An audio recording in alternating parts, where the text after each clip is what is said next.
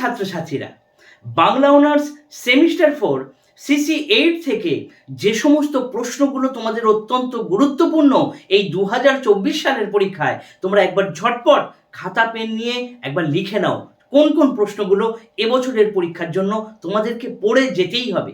তবে বলে রাখি, এই ভিডিওর মধ্যে আমি কিন্তু 5 নম্বরের প্রশ্ন তেমনভাবে আলোচনা করে দিচ্ছি না। পদগুলো থেকে বা চণ্ডীমঙ্গল কাব্য থেকে কোন কোন লাইন তুলে প্রশ্ন আসতে পারে সেগুলোর ভিডিও কয়েকটা দিন পরেই আমি তোমাদেরকে দিয়ে দেব। এখন দেখে নিই প্রত্যেকটি মডিউল অনুযায়ী কোন কোন প্রশ্নগুলো তোমরা করে যাবে। বৈষ্ণব পদাবলী সাহিত্য থেকে তোমাদের অবশ্যই করে যেতে হবে অভিসার পর্যায়টা, এবং তার পাশাপাশি বৈষ্ণবীয় পঞ্চরস। এই দুটো প্রশ্ন কিন্তু অত্যন্ত গুরুত্বপূর্ণ। এই দুটো প্রশ্নের পর 3 নম্বর প্রশ্ন পূর্বরাগ সংক্রান্ত আলোচনা, অর্থাৎ পূর্বরাগ কাকে বলে, পূর্বরাগের লক্ষণগুলি এবং এই পর্যায়ের শ্রেষ্ঠ কবির পাঠ্যপদ অবলম্বনে আলোচনা করো। এই প্রশ্নটা আসতে পারে। অভিসার থেকে আসতে পারে অভিসার কাকে বলে, অভিসারের প্রকারভেদ এবং এই পর্যায়ে যে কোনো দুটি পদ অবলম্বনে আলোচনা করো। বৈষ্ণবীয় পঞ্চরস তেমনিভাবেই করে যাও। এই 3টে প্রশ্ন কিন্তু ছেড়ে যেও না। তবে 3 নম্বরে আমি রেখেছি পূর্বরাগ। এর পাশে অঙ্কুর তপন তাপে এই যে পদটা রয়েছে, এই পদের মধ্যে শ্রীমতী রাধিকার হৃদয়ের যন্ত্রণা কিভাবে ব্যক্ত হয়েছে আলোচনা করো। এই প্রশ্নটা করে যাচ্ছ। এছাড়া বাল্যলীলার পদ, এটাও কিন্তু 10 নম্বরের প্রশ্নে আসতে পারে। এবং শেষ পর্যায়ে অর্থাৎ নিবেদন পর্যায়ের যে পদটি রয়েছে তা তল সৈকত, এটা কিন্তু বড় প্রশ্ন হিসেবে করে যাও। তাহলে 3টে পদ বললাম, বাল্যলীলার পদ, অঙ্কুর তপন তাপে এবং তাতল সৈকত। এই 3টে পদ তোমরা ভালো করে করে যাও। এবং প্রশ্নের মধ্যে বৈষ্ণবীয় পঞ্চরস, অভিসার এবং পূর্বরাগ, এই 6টি প্রশ্ন এটা ভালো করে বড় প্রশ্নের জন্য তোমরা করে যাও। এরপর আসি মডিউল 1 থেকেই 5 নম্বরের প্রশ্ন কোনগুলো আসতে পারে। প্রথমত বলি, রূপানুরাগের পদে কবি জ্ঞানদাসের কৃতিত্ব খুব গুরুত্বপূর্ণ। এছাড়া প্রবাস এবং মাথুর এর পার্থক্য নিরূপণ করো। পূর্বরাগ এবং অনুরাগ এর পার্থক্য নিরূপণ করো। এই প্রশ্নগুলো করছো।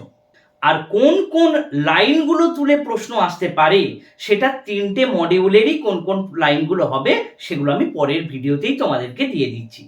এরপর দেখে নিই চণ্ডীমঙ্গল কাব্য মডিউল 2। চণ্ডীমঙ্গল কাব্যে কিন্তু ফুল্লরা চরিত্র খুব গুরুত্বপূর্ণ এবং তার পাশাপাশি ফুল্লরার 12 মাসা, এইটা কিন্তু বড় প্রশ্ন হিসেবে দেখে যাবে। অর্থাৎ ফুল্লরা কেন্দ্রিক যে দুটি বড় প্রশ্ন রয়েছে, ফুল্লরা ক্যারেক্টার এবং ফুল্লরার 12 মাসা, এই দুটো অবশ্যই দেখে যাবে। এর সঙ্গে দুটি খল চরিত্র রয়েছে, একটি হচ্ছে মুরারিশীল, অপরটি হচ্ছে ভাঁড়ু দত্ত। এই যে দুটি ক্যারেক্টার, এখান থেকে তুমি কমন পাওয়ার সম্ভাবনা তোমার অত্যন্ত বেশি। ভাঁড়ু দত্ত এবং মুরারিশীল এই দুটো কিন্তু ছেড়ে যেও না। তুমি নয় 5-এ পাবে, নয় 10-এ তুমি পাবেই।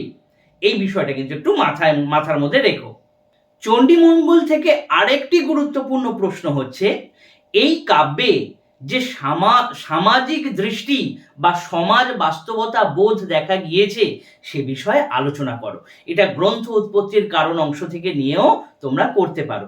এই প্রশ্নগুলো করে গেলে তোমরা একটা সুন্দর নম্বর পাবে, অর্থাৎ তোমরা কমন পাবেই। এখান থেকেও 5 নম্বরের প্রশ্ন কোনগুলো আসতে পারে। প্রথমত বলি, যেগুলো তথ্য কেন্দ্রিক সেগুলো হচ্ছে কালকেতুর ভোজন, এটা কিন্তু খুব গুরুত্বপূর্ণ। ভালো করে কালকেতুর ভোজন অংশটা তোমরা পড়বে। এর পাশাপাশি পশু পাখিদের যে ক্রন্দন, মানে পশুগণের যে ক্রন্দন এবং চণ্ডীর কাছে যারা গিয়ে নালিশ জানাচ্ছে, এই বিষয়টা, এই দুটো বিষয়ের মধ্যে থেকে একটা বিষয় কিন্তু বড়তেও দিয়ে দিতে পারে এবং 5-এও দিয়ে দিতে পারে। তাই এই বিষয়গুলো যেগুলো বলছি, তথ্যগুলো একটু ভালো করে বই থেকে তোমরা দেখে যেও। এবং লাইন তুলে কোনগুলো প্রশ্ন আসবে সেটা আমি পরের ভিডিওতে এখান থেকেও আমি তোমাদেরকে বলে দেব। 5 নম্বর প্রশ্নে চণ্ডীমঙ্গল থেকে নিদয়ার সাধভক্ষণ, এই বিষয়টা কিন্তু একবার দেখে যাবে। নিদয়ার সাধভক্ষণ এবং এর পাশাপাশি যদি হরগৌরীর সংসার পর্বটা একটু ভালো করে দেখো, তাহলে একটা সুন্দর কমন তোমরা পেতেই পারো। শাক্ত পদাবলী কিংবা বৈষ্ণব পদাবলী, এক্ষেত্রে বড় প্রশ্ন লিখতে গেলে কিন্তু তোমাদের পদ থেকে বিভিন্ন লাইন তুলে তোমাদেরকে লেখার মধ্যে দিতে হবে, এটা কিন্তু সর্বদা মাথায় রেখো।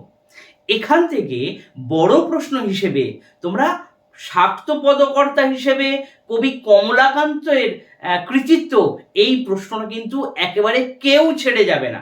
এটা যদি তোমরা অন্যান্য স্যারেদের সাজেশনও দেখো, সেখানেও দেখবে একই ব্যাপার। শাক্ত পদকর্তা হিসেবে কবি কমলাকান্তের কৃতিত্ব খুব গুরুত্বপূর্ণ এবছরের জন্য। এর পাশাপাশি তোমরা করে যাবে নবমী নিশি থেকে, কিন্তু গতবারে প্রশ্ন 5 নম্বরে এসেছে, তাই নবমী নিশিতে মাতৃহৃদয়ের যে আকুতি দেখা গিয়েছে এটি আলোচনা করে, এটা কিন্তু বড় প্রশ্ন হিসেবে দেখে যাবে। দুটো পদ যদি নবমী নিশি নিয়ে দুটি পদ রয়েছে, এই দুটো ভালো করে দেখে গেলেই তোমাদের এখান থেকে প্রশ্নের উত্তর তোমরা লিখতে পারবে। এরপরে দেখো শাক্ত পদাবলীতে ভক্তের আকুতি পর্যায়ে যে সমস্ত পদগুলো রচনা করা হয়েছে, এখানে অষ্টাদশ শতাব্দীর যে সমাজ বাস্তবতা ফুটে উঠেছে তা আলোচনা করো। বুঝতে পারলে প্রশ্নটা? আবার বলে দিচ্ছি, শাক্ত পদাবলীতে ভক্তের আকুতি পর্যায়ের পদে অষ্টাদশ শতাব্দীর যে সমাজ বাস্তবতা ফুটে উঠেছে তা আলোচনা করো। এই প্রশ্নটা করছো। এর পাশাপাশি তোমার করে যাও আগমনী বিজয়ার পদে বাঙালির গার্হস্থ্য জীবন যেভাবে ফুটে উঠেছে আলোচনা করো। এই প্রশ্নটা কিন্তু খুব গুরুত্বপূর্ণ, এটাও কিন্তু একটু দেখে যেও। তাহলে আমি কিন্তু খুব একটা বেশি বেশি প্রশ্ন তোমাদেরকে বলছি না, এইগুলো একটুখানি দেখে যাও, তাহলে একটা সুন্দর নম্বর তোমরা পাবে। এরপর দেখে নিই 5 নম্বরের প্রশ্ন। এক্ষেত্রে মেনকা চরিত্র, উমা চরিত্র এবং শাক্ত পদাবলীতে বাৎসল্য রস, যেটা প্রথম তোমাদের শাক্ত পদাবলীতে প্রথম পদ রয়েছে, শাক্ত পদাবলীতে বাৎসল্য রস, এই 3টে প্রশ্ন কিন্তু অবশ্যই দেখে যাও। এছাড়া এখান থেকে লাইন তুলে প্রশ্ন আসার সম্ভাবনা রয়েছে। এই কোন কোন পদগুলো বা কোন কোন লাইনগুলো ভালো করে করে যাবে সেই বিষয়ক তথ্য আগামী দিন, এই কয়েকটা দিনের মধ্যেই আমি তোমাদেরকে দিয়ে দেব। সেই অনুযায়ী তোমরা 5 নম্বরের প্রশ্ন তৈরি করে যাও, একটা সুন্দর নম্বর তোমরা পাবে।